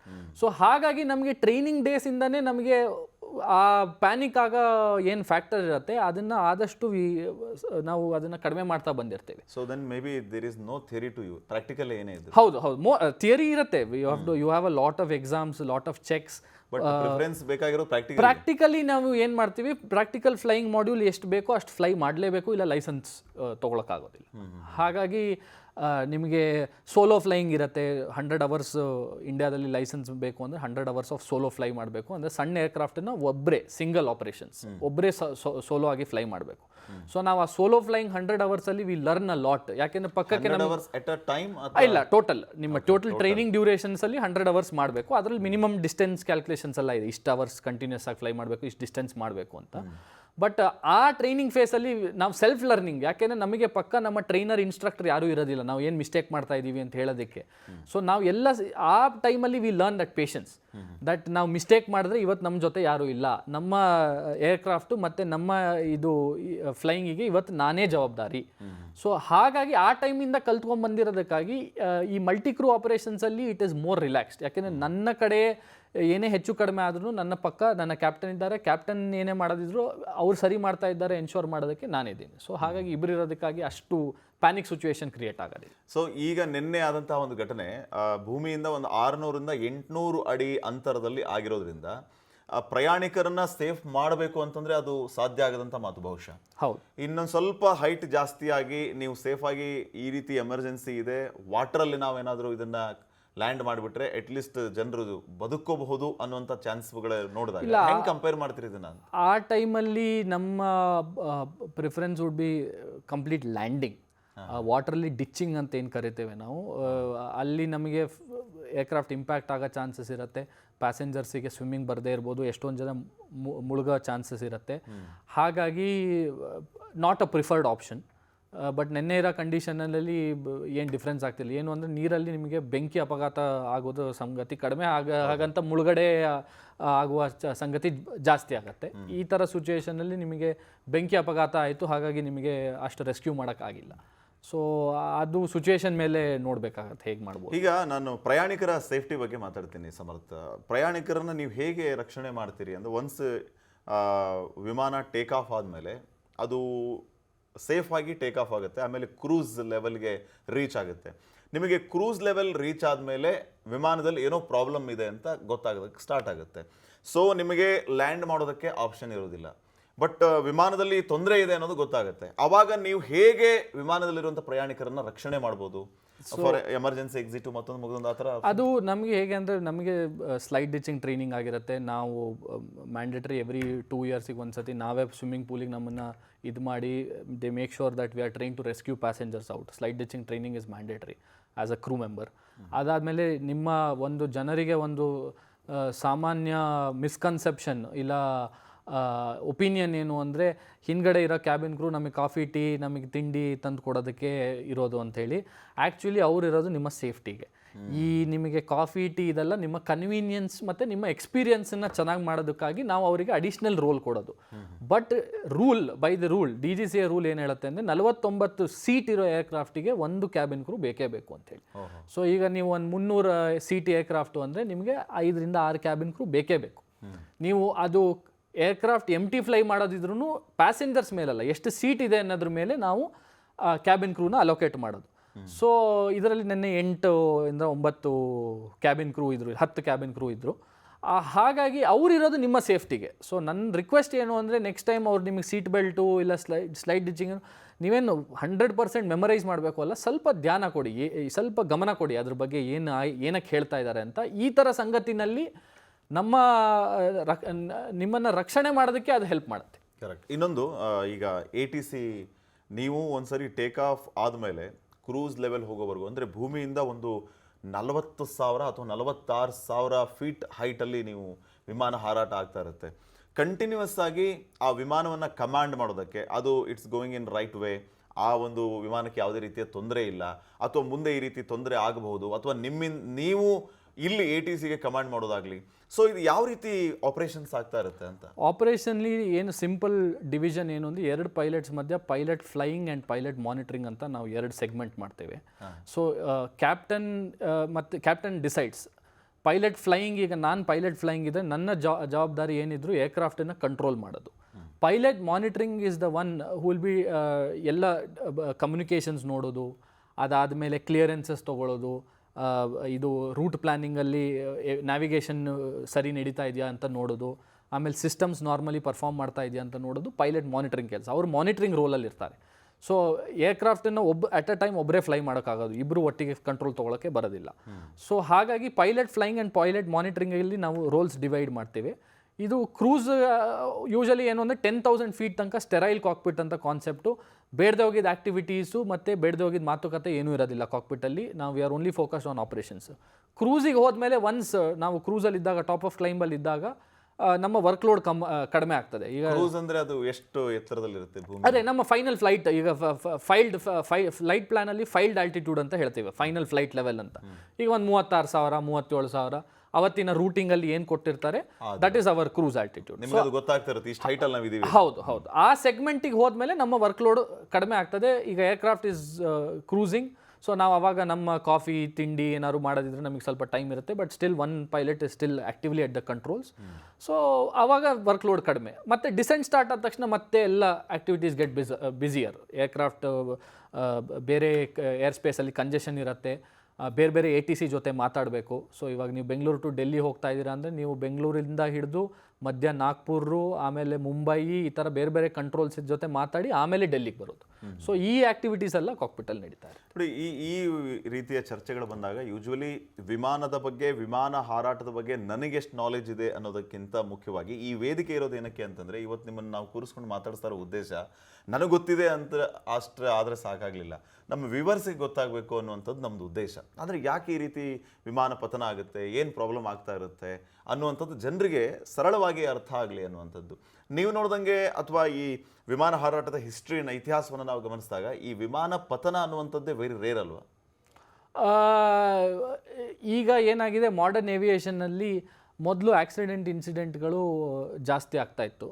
ಈಗ ಎವಾಲ್ವ್ ಆಗ್ತಾ ಬಂದಂಗೆ ಇವಾಗ ನಾವು ಕಂಪ್ಯೂಟ್ರಲ್ಲಿ ಸಿಮ್ಯುಲೇಟ್ ಮಾಡಿ ನೋಡ್ಬೋದು ನಮ್ಮ ಏರ್ಕ್ರಾಫ್ಟ್ ಡಿಸೈನ್ ಹೇಗಿದೆ, ನಮ್ಮ ಏರ್ಕ್ರಾಫ್ಟ್ ಪರ್ಫಾರ್ಮೆನ್ಸ್ ಹೇಗಿದೆ. ಸೊ ನಮ್ಮ accident and incident rates target is to get it down. But end of the day aircraft ಏನಿದೆ ಅದು ವೆರಿ ಕಾಂಪ್ಲೆಕ್ಸ್ ಮೆಷಿನರಿ, ಸಿಕ್ಕಾಪಟ್ಟೆ ಮೂವಿಂಗ್ ಪಾರ್ಟ್ಸ್ ಇರುತ್ತೆ, ಪ್ರೆಷರ್ ಹ್ಯಾಂಡ್ಲ್ ಮಾಡ್ತಾ ಇರುತ್ತೆ. ಆಮೇಲೆ ಒಂದು ವಿಮಾನ ಇವತ್ತಿನ ಕಾಲದಲ್ಲಿ 24 ತಾಸು ಸೈಕಲಲ್ಲಿ ನಾವು 16ರಿಂದ 17 ತಾಸು ಅದನ್ನು ಹಾರಿಸ್ತಾ ಇರ್ತೀವಿ. ಸೊ ಬೇರ್ಲಿ ಗ್ರೌಂಡ್ ಮೇಲೆ ಒಂದು 5ರಿಂದ 6 ತಾಸು ಇರುತ್ತೆ. ಆ್ಯಸ್ ಅ ಆಪರೇಟರ್ ನಾನು ಅದನ್ನು ವಿಮಾನ ಒಂದು 300-400 ಕೋಟಿ ವಿಮಾನನ ನಾನು ದಿನಕ್ಕೆ 10-15 ತಾಸು ನೆಲದ ಮೇಲೆ ಇಟ್ಟರೆ ಅಷ್ಟು ನನಗೆ ಕಾಸ್ಟಿಂಗ್ ಲಾಸ್ ಇರುತ್ತೆ. So and it is designed, aircraft is designed. ನೀವು ಒಂದು ಏರ್ಕ್ರಾಫ್ಟ್ 9-10 ತಾಸು ಕಂಟಿನ್ಯೂಸ್ ಹಾರಿಸೋದಕ್ಕೆ it is designed like that. So ನಮ್ಮ ಟಾರ್ಗೆಟ್ ಏನು, ನಾವು ಆದಷ್ಟು ಅದನ್ನು ಯುಟಿಲೈಸ್ ಮಾಡಬೇಕು ಅಂಥೇಳಿ. ಹಾಗಾಗಿ ಇನ್ ಲೈನ್ ವಿತ್ ದ್ಯಾಟ್ ನಾವು ಯಾವ್ಯಾವಾಗ ಈಗ 6 ತಾಸು ನೆಲದ ಮೇಲಿದೆ ಅಂದರೆ 6 ತಾಸಲ್ಲಿ ಏನೇನು ಮೇಂಟೆನೆನ್ಸ್ ಆಗಬೇಕು ಎಲ್ಲ ಪ್ಲಾನಿಂಗ್ ಆಗುತ್ತೆ. ಈಗ it's very advance. Aircraft health monitoring system ಅಂತ ಬಂದಿದೆ. ಈಗ ನಮ್ಮ ಕಾರಲ್ಲೇ ತೋರಿಸುತ್ತೆ ನೆಕ್ಸ್ಟ್ ಸರ್ವಿಸ್ ಡ್ಯೂ ಯಾವಾಗ ಅಂತೇಳಿ. 100 ಕಿಲೋಮೀಟರ್ ಓಡಿಸಿದ ಮೇಲೆ ಇಲ್ಲ ಇನ್ನೊಂದು 1000 ಕಿಲೋಮೀಟರ್ ಆದಮೇಲೆ ನಾನು ಸರ್ವಿಸಿಗೆ ಬಿಡಬೇಕು ಅಂತೇಳಿ ನಮಗೆ ಕಾರಲ್ಲೇ ತೋರಿಸುತ್ತೆ. ಸೊ ಈ ಥರ ಏರ್ಕ್ರಾಫ್ಟಲ್ಲೂ ಇದೆ. ಈಗ ನೆಕ್ಸ್ಟ್ ಫ್ಲೈ ಮಾಡೋದಕ್ಕಿಂತ ಮುಂಚೆ ನನಗೆ ಮ್ಯಾಂಡೇಟ್ರಿ ಇವಿಷ್ಟು ಚೆಕ್ಸ್ ಆಗಬೇಕು, ಇವಿಷ್ಟು ಸರ್ವಿಸ್ ಆಗಬೇಕು ಅಂತ ಹೇಳಿ ಏರ್ಕ್ರಾಫ್ಟ್ ಕಂಪ್ಯೂಟರ್ ನನಗೆ ಹೇಳುತ್ತೆ. ಸೊ ನಾನು ಅದು ಮಾಡೋ ತನಕನೂ ಅದು ರೀಸೆಟ್ ಆಗೋದಿಲ್ಲ. ಸೊ ಹಾಗಾಗಿ maintenance is very in line with this. ಏನು ಅಂದರೆ ನನ್ನ ಆಪರೇಷನ್ಸ್ ಇಷ್ಟು ಅವರ್ಸ್ ಫ್ಲೈ ಮಾಡಿ ಇಷ್ಟು ನಾನು ಸೇಫಾಗಿ ಇಡೋದಕ್ಕೆ in line with that all these operations come into picture. ಇಂಜಿನಿಯರಿಂಗ್ನವ್ರು ಏನು ಮಾಡಬೇಕು, ಕಮರ್ಷಿಯಲ್ನವ್ರು ಹೇಗೆ ಮಾಡಬೇಕು, ಅದಾದಮೇಲೆ safety, flight safety is a very important. ಎಲ್ಲ ಏರ್ಲೈನಲ್ಲೂ ಫ್ಲೈಟ್ ಸೇಫ್ಟಿ ಅನ್ನೋದು ಒಂದು ಡಿಪಾರ್ಟ್ಮೆಂಟ್. ಅದಕ್ಕೆ it is headed by head of flight safety ಅಂತ. It will usually be a pilot. So ಅವರು ಎನ್ಶೋರ್ಸ್ ಏನು, ಈ ಸಣ್ಣ ಮಿಸ್ಟೇಕ್ಸ್ ಆಗ್ತದೆ ಕೆಲವು you cannot consider it incident also. So ಈ ಸಣ್ಣ ಮಿಸ್ಟೇಕ್ಸನ್ನು ನಮಗೆ ಡೇ ಟು ಡೇ ಆಪರೇಷನ್ಸ್ ನಡಿಬೇಕಾದ್ರೆ ಇಲ್ಲೊಂದೇನೋ ಈ ಥರ ಮಿಸ್ಟೇಕ್ ಆಗಿದೆ, ಇಲ್ಲ ಇಲ್ಲೊಂದೇನೋ ಈ ಥರದ್ದು ಫೈಂಡಿಂಗ್ ಸಿಕ್ಕಿದೆ ಅಂದ ತಕ್ಷಣ ಅದು ಫ್ಲೈಟ್ ಸೇಫ್ಟಿಗೆ ಬರುತ್ತೆ. Flight safety will do risk assessment on it. ಇದು ಹೀಗೆ ಬಿಟ್ಟರೆ ಇದರಿಂದ ನಮ್ಗೆ ಏನೇನು ಔಟ್ಕಮ್ ಆಗ್ಬೋದು, ಇಲ್ಲ ಇದನ್ನು ನಾವು ಚೇಂಜ್ ಮಾಡಬೇಕಾ ಪಾಲಿಸಿನ, ಇದನ್ನು ನಾವು ಟ್ರೈನಿಂಗನ್ನು ಚೇಂಜ್ ಮಾಡಬೇಕಂತ ಫ್ಲೈಟ್ ಸೇಫ್ಟಿನವ್ರು ನೋಡ್ತಾರೆ. ಅದರಲ್ಲಿ ಏನಾದ್ರು ಹೆಚ್ಚು ಕಡಿಮೆ ಇದೆ ಅಂದರೆ ಅವರು definitely they will take action on it and they will make sure such incidents don't repeat. But ಈ ಥರ ಗಾತ್ರದ್ದು ಆಗೋದು ಬಹಳ ಕಡಿಮೆ. ಇದನ್ನು ಯಾರೂ ಆ್ಯಂಟಿಸಿಪೇಟು ಮಾಡೋಕ್ಕಾಗೋದಿಲ್ಲ ಹಿಂಗೆ ಆಗ್ಬೋದು ಅಂಥೇಳಿ. ನೀವು ಹೆಲ್ತ್ ಅನ್ನುವಂಥ ಪದವನ್ನು ಬಳಸಿದ್ರಿ, ಅದರಿಂದ ನನಗೊಂದು ಕ್ಯೂರಿಯಾಸಿಟಿ ಕ್ವಶನ್ ಏನಂತಂದರೆ, ಈಗ ನೀವು ಪೈಲಟ್ಟು, ನಾನು ಕಾಮನ್ ಮ್ಯಾನ್. ಸೊ ನಿಮ್ಮ ಮಧ್ಯೆ ಈ ಪೈಲಟ್ ಆಗಿರೋದ್ರಿಂದ ನಿಮಗೆ ಈ ಹೆಲ್ತ್ ಕಂಡೀಷನ್ಸ್ ಬೇರೆ ರೀತಿ ಚೆಕ್ ಮಾಡಿ ನಿಮ್ಮನ್ನು ತಗೋತಾರಾ ಅಥವಾ ಏನು ವ್ಯತ್ಯಾಸ ಇರುತ್ತೆ ಅಂತ ಹೇಳಿ? ಸೊ ಪೈಲಟ್ಸಿಗೆ at a time usually 4-5 licences ಇಟ್ಕೊಬೇಕು. ಅದರಲ್ಲಿ ಏನು ಒಂದು ಲೈಸೆನ್ಸ್ ಅಂತ ನಾನು ಏನು ಹೇಳ್ತೇನೆ, it is your medical clearance, medical certificate ಅಂತ. ಸೊ ಇಂಡಿಯಾದಲ್ಲಿ ಕ್ಲಾಸ್ 1 ಮೆಡಿಕಲ್ಲು, ಕ್ಲಾಸ್ 2 ಅಂತ. Class 2 is beginner, class 1 is line pilots. ಈಗ ಫ್ಲೈ ಮಾಡ್ತಾ ಇರೋ ಎಲ್ಲ ಪೈಲಟ್ಸಿಗೂ ಲೈಸೆನ್ಸ್ ಆ್ಯಕ್ಟಿವ್ ಇರಬೇಕು ಅಂದರೆ class 1 medicals. So until the age of 40 years every year ನಾವು ಮ್ಯಾಂಡೇಟರಿ ಮೆಡಿಕಲ್ ಚೆಕ್ ಹೋಗಲೇಬೇಕು. It is done by aerospace medicine doctor. So aerospace medical ಎಕ್ಸಾಮಿನರ್ನವ್ರು ಮಾಡಿ ಚೆಕ್ ಮಾಡಿ ಅವರು ದೇ ಹ್ಯಾವ್ ಟು ಸರ್ಟಿಫೈ. ಅದರಲ್ಲಿ ಬ್ಲಡ್ ಟೆಸ್ಟ್ ಇರುತ್ತೆ every year based on your age conditions. ಹೌದು, ECG test ಇರುತ್ತೆ, ಬ್ಲಡ್ ಟೆಸ್ಟ್ ಇರುತ್ತೆ, ಅಲ್ಟ್ರಾಸೌಂಡ್ ಮಾಡ್ತಾರೆ, ಫಿಸಿಕಲ್ ಡಿಫಾರ್ಮಿಟಿ ಎಲ್ಲೂ ಇರಬಾರ್ದು ಬಾಡಿನಲ್ಲಿ. ಈ ಎಲ್ಲ ಫ್ಯಾಕ್ಟರ್ಸನ್ನು ಅವರು ಎವ್ರಿ ಇಯರ್ ಚೆಕ್ ಮಾಡೇ ಮಾಡ್ತಾರೆ. ನಾನು ಯಾಕೆ ಪರ್ಟಿಕ್ಯುಲರ್ ಹಾರ್ಟ್ ವಿಚಾರ ಕೇಳಿದೆ ಅಂದರೆ, ನೋಡಿ ಈಗ ನೀವು ಆಗಲೇ ಹೇಳಿ ಮಾತಾಡ್ತಿದ್ವಲ್ಲ, ಪೈಲಟ್ನ ಮನಸ್ಥಿತಿ ಮತ್ತು ಪ್ಯಾನಿಕ್ ಆಗೋ ಸಿಚುವೇಶನ್ಸ್ ಜಾಸ್ತಿ ಇರುತ್ತೆ. ಹೌದು. ಸೊ ನಿಮ್ಮ ಹಾರ್ಟ್ ಎಷ್ಟು ಇಂಪಾರ್ಟೆಂಟ್ ಆಗುತ್ತೆ? ಹೌದು, ಅದರಲ್ಲಿ ಈಗ basically high cholesterol, high BP, ಆಮೇಲೆ ECG ಅಬ್ನಾರ್ಮಲಿಟೀಸ್. ಅದು technically there is a lot of criterias. Doctors will be better judges. But ನಮಗೆ ಬೇಸಿಕ್ ನಮಗೆ ಯಾವಾಗಲೂ ನಮ್ಮ ವರಿ ಏನು ಅಂದರೆ, ಮೆಡಿಕಲ್ಸ್ ಬಂತು ಅಂದರೆ we should show that we are fit. So ನಾವು ನಮ್ಮ ವರಿ ಏನು ಅಂದರೆ, ನಾವು ಈ ಕೊಲೆಸ್ಟ್ರಾಲು, BP, ಆಮೇಲೆ ECG ಇದೆಲ್ಲ ನಮ್ಮ ಟಾರ್ಗೆಟ್ ರೇಂಜಲ್ಲಿ ಇದೆ ಅಂತ ಹೇಳಿ. ಇಲ್ಲ ಅಂದರೆ ನಾವು as a pilot I will lose my ability to fly, TMU ಅಂತ ಹೇಳ್ತಾರೆ, ಟೆಂಪರಲಿ ಮೆಡಿಕಲ್ ಅನ್ಫಿಟ್ ಅಂತ. Until I demonstrate that I am fit and I am under these conditions, ನನಗೆ ಫ್ಲೈಯಿಂಗ್ ಮಾಡೋ ಪರ್ಮಿಷನ್ ಇರೋದಿಲ್ಲ. ಎಸ್ ಸಮರ್ಥ ಹೆಗಡೆ, ನಿನ್ನೆಯ ಒಂದು ಅಹಮದಾಬಾದ್ನ ವಿಮಾನ ಪತನ ಘಟನೆಯನ್ನು ನೀವು ನೋಡಿದ ಮೇಲೆ ನಿಮಗನಿಸ್ತಾ ನಮ್ಮ ಜವಾಬ್ದಾರಿ ಜಾಸ್ತಿ ಇದೆ? ಹೌದು, 100ಕ್ಕೆ 100, ಇನ್ಫ್ಯಾಕ್ಟ್ 100ಕ್ಕೆ 200. ಈ ಒಂದು ಕೆರಿಯರಲ್ಲಿ ನಾನು ಕೆಲವು ಸತಿ ನನಗೆ ಯೋಚನೆ ಆಗ್ತಾ ಇರುತ್ತೆ. ನಾವು ಐ ಆಮ್ ಯಂಗ್, ಮತ್ತು ಇವಾಗ ನನ್ನ ಮೆಂಟರ್ಸ್ ಎಲ್ಲ ದೇ ಆರ್ ಆಲ್ 40-50 ಇಯರ್ಸು, 10-15 ಸಾವಿರ ತಾಸು ಫ್ಲೈಯಿಂಗ್ ಎಕ್ಸ್ಪೀರಿಯನ್ಸ್ ಇರೋ ಮೆಂಟರ್ಸು, ಟ್ರೈನರ್ಸ್ ಎಲ್ಲ ಇದ್ದಾರೆ. ನಮಗೆ ನೋಡ್ತಾ ಇರುತ್ತೆ ನಮ್ಮ ಟಾರ್ಗೆಟ್ ಏನು ಅಂದರೆ, ನಾನು ನೆಕ್ಸ್ಟ್ ಇನ್ನೂ 10-15-20 ವರ್ಷ ನಮ್ಮ ಆಪರೇಷನ್ಸಲ್ಲಿ ಏನು ಮಿಸ್ಟೇಕ್ ಮಾಡದೆ ನಾನು ನಡೆಸ್ಕೊಂಡು ಹೋಗಬೇಕಲ್ಲ, ಇದೇ ದೊಡ್ಡ ಜವಾಬ್ದಾರಿ. ಸೊ ನಮ್ಮ ಇದರಲ್ಲಿ ಮಿಸ್ಟೇಕ್ಸಿಗೆ ದೆರ್ ಇಸ್ ನೋ ಟಾಲರೆನ್ಸ್. ಇಲ್ಲಿ ನಾನು ಈ ಮಿಸ್ಟೇಕ್ ಓಕೆ ಅಲ್ಲ ಅಂತ ಇಲ್ಲ. Mistake is not acceptable at all. So ಈ ಜವಾಬ್ದಾರಿ ನಮ್ಗೆ ಈ ಥರ ಘಟನೆ ನೋಡಿದಾಗ ನಾವಿನ್ನೆಷ್ಟು ನಮ್ಮ ಕಡೆಯಿಂದ ಸೇಫ್ಟಿ ಎಷ್ಟು ಇಂಪ್ರೂವ್ ಮಾಡಬೇಕು, ನಮ್ಮ ಜವಾಬ್ದಾರಿ ಇನ್ನೂ ಎಷ್ಟು ಏನು ಗಾತ್ರ ಏನು ಅಂತೇಳಿ ಇದನ್ನ ತಿಳಿಯೋ ಪರಿಸ್ಥಿತಿ ಆಯಿತು. ಸೊ ನಿನ್ನೆ ನೋಡಿದ ಘಟನೆಯಿಂದ ನಿಮ್ಗೆ ಅನಿಸಿದ್ದೇನು? ಅದೇ ನಿನ್ನೆ ನೋಡಿದ ಘಟನೆಯಿಂದ ಒಂದು ಮನುಷ್ಯನಿಗೆ ಟೈಮ್ ಇಂಪಾರ್ಟೆಂಟ್ ಎಷ್ಟು, ಎರಡನೇದು ಜವಾಬ್ದಾರಿ, ನಾವಿರೋ ಕೆರಿಯರಲ್ಲಿ ನಾವಿರೋ ಫೀಲ್ಡಲ್ಲಿ ಏವಿಯೇಷನ್ ಜವಾಬ್ದಾರಿ ಏನು, ಆಮೇಲೆ ಎಲ್ಲ ಜನಸಾಮಾನ್ಯರಿಗೆ ಮೇಜರ್ ಏನು ಅಂದರೆ aspect and important of safety. ಯಾವುದೇ ಸೇಫ್ಟಿ ಬ್ರೀಫಿಂಗು, ಸೇಫ್ಟಿ ರಿಲೇಟೆಡು, ನಮ್ಮ ಕಾರ್ ಓಡಿಸ್ಬೇಕಾದ್ರೂ ಅಷ್ಟೇ ಸೀಟ್ ಬೆಲ್ಟ್ ಹಾಕೋದು ಏನಕ್ಕೆ ಇಂಪಾರ್ಟೆಂಟು ಅನ್ನೋದು ನಮಗೆ ಒಂದು ಕಾರ್ ಆಕ್ಸಿಡೆಂಟ್ ಆದಾಗಲೇ ಗೊತ್ತಾಗೋದು. ಹಾಗಾಗಿ ಈ ಎಷ್ಟೊಂದು ಜನ ಪ್ಯಾಸೆಂಜರ್ಸಿಗೆ ತುಂಬ ಸತಿ ಫ್ಲೈಟ್ ಡಿಲೇ ಆದಾಗ ಸಿಟ್ಟಿರುತ್ತೆ, ನನ್ನ ಮೀಟಿಂಗ್ ಮಿಸ್ ಆಯಿತು, ಇಲ್ಲ ಏನೋ ಫಂಕ್ಷನಿಗೆ ಹೋಗ್ತಿದ್ದೆ ಏನೋ ಮಿಸ್ ಆಯಿತು, ಅವ್ರಿಗೆ ಯಾವಾಗಲೂ ವರಿ ಇರುತ್ತೆ. ಬಟ್ ನಮ್ಮ ಟಾರ್ಗೆಟ್ಸು ಇವತ್ತಿನ ಜನ್ರೇಷನಲ್ಲಿ ನೀವು ನಿಮ್ಮ ಪಾಯಿಂಟ್ ಎ ಇಂದ ಪಾಯಿಂಟ್ ಬಿಗೆ ಸೇಫಾಗಿ ರೀಚ್ ಆಗಬೇಕು ಅಂತೇಳಿ. ನಾವು ಏನಾದ್ರು ಟೆಕ್ನಿಕಲ್ ರೀಸನ್ನಿಂದ ಡಿಲೇ ಮಾಡಿದ್ರೆ ಇಟ್ ಈಸ್ ಮೇಕಿಂಗ್ ಶ್ಯೂರ್ ನಿಮ್ಮ ಸೇಫ್ಟಿಗೇನು ಇಂಪ್ಯಾಕ್ಟ್ ಆಗಬಾರ್ದು ಅಂಥೇಳಿ. ಅದು ಬಿಟ್ಟರೆ ನಮಗೆ ಜಾಸ್ತಿ ಹಾರಿಸಿ ನಿಮ್ಮನ್ನು ಜಾಸ್ತಿ ಕರ್ಕೊಂಡು ಹೋದಷ್ಟು company as a company we can make more money. But ನಮ್ಮ ಟಾರ್ಗೆಟ್ ಮೇಕಿಂಗ್ ಮನಿಗಿಂತ always safety first, speed next. So ನಮಗೆ ಅದು ಈ ಥರ ಘಟನೆಯಿಂದ ನಾವು ಇನ್ನೂ ಉತ್ತಮವಾದ ಸೇಫ್ಟಿ ಕಲ್ಚರ್ ಬಿಲ್ಡ್ ಮಾಡಬೇಕು ಅನ್ನೋದು ನಮ್ಮ ಟಾರ್ಗೆಟ್ಸ್ ಆಗುತ್ತೆ. ಒಂದು ಫೈನಲ್ ಕ್ವಶನ್ ಸಮರ್ಥ ಹೆಗಡೆ, ನೀವು ಪೈಲಟ್ ಆಗಿರೋದ್ರಿಂದ ಈಗ ಈ ರೀತಿಯ ನೆನ್ನೆಯ ಒಂದು ಘಟನೆ ಏನು ನಡೀತು, ವಿಮಾನ ಏರ್ ಕ್ರ್ಯಾಶ್ ಆಗಿದ್ದು, ಜನಸಾಮಾನ್ಯರಲ್ಲಿ ಈ ಏವಿಯೇಷನ್ ಸವಾಸನೆ ಬೇಡಪ್ಪ, ವಿಮಾನದ ಸವಾಸನೆ ಬೇಡ, ನಾವು ರೋಡ್ ಮೇಲೆ ಹೋದರೆ ಏನೋ ಒಂದು 1000 ಆಪ್ಷನ್ ಇರುತ್ತೆ, ಬಸ್ಸಿಂದ ಜಂಪ್ ಮಾಡಿ ಆದರೂ ಪ್ರಾಣ ಉಳಿಸ್ಕೋಬೋದು, ಈ ವಿಮಾನದಲ್ಲಿ ಹಾರಾಡಿದ್ರೆ ಇದೇ ನಮಗೆ ಗತಿ ಅನ್ನೋ ರೀತಿಯ ಕನ್ಕ್ಲೂಷನ್ಗೆ ಬಂದಿರಬಹುದು. ಐ ಡೋಂಟ್ ನೋ, ಈ ರೀತಿಯ ಒಂದು ಪರಿಸ್ಥಿತಿ ಅಂತೂ ಈಗಿದೆ.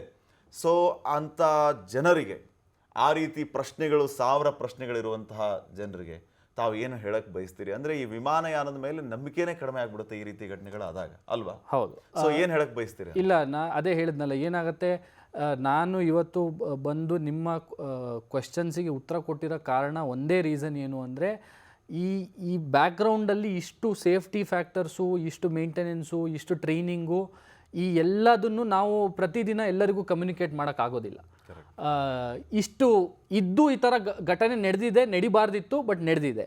ಹಾಗಂತ ನಾವು ಇದರಿಂದ ಡಿಮಾರಲೈಸ್ ಆಗಬಾರ್ದು. ನಾವು ಫ್ಲೈ ಮಾಡೋದೇ ಇಲ್ಲ. Flying is a very beautiful experience. ನೀವು 36,000 ಅಡಿ ಹೋದಾಗ ಕೆಲವು ಸತಿ ನಮಗೆ ಅನಿಸುತ್ತೆ ನಾವು ಆ್ಯಸ್ ಹ್ಯೂಮನ್ಸ್ ನಮ್ಮ ತಲೆಯಲ್ಲಿ ಎಷ್ಟು ಕೆಪಾಸಿಟಿ ಇದೆ, ನಾವು ಏನೇನು ತಂತ್ರನ ಡಿಸೈನ್ ಮಾಡಿದ್ದೀವಿ. 36,000ದಲ್ಲಿ ನಾವು 800 ಕಿಲೋಮೀಟರ್ ಪ್ರತಿ ಗಂಟೆನಲ್ಲಿ ಪ್ರಯಾಣ ಮಾಡೋವಂಥ ನಾವು ಒಂದು ಏರ್ಕ್ರಾಫ್ಟನ್ನು ಡಿಸೈನ್ ಮಾಡೋ ಅಷ್ಟು ಕೆಪಾಸಿಟಿ ಇದೆ ಅಂತ. ಸೊ ನಾನು ಇಂಡಿಯಾದಲ್ಲಿ ಇವತ್ತಿನ ತನಕನೂ ಫ್ಲೈಯಿಂಗ್ ತುಂಬ ಕಡಿಮೆ. ನಮ್ಮ ಪಾಪ್ಯುಲೇಷನ್ 140 ಕೋಟಿ ಜನಕ್ಕೆ ಮ್ಯಾಕ್ಸ್ ಟು ಮ್ಯಾಕ್ಸ್ 5 ರಿಂದ 6 ಕೋಟಿ ಜನ ಫ್ಲೈಟಲ್ಲಿ ಎಕ್ಸ್ಪೀರಿಯನ್ಸ್ ಮಾಡಿದ್ದಾರೆ.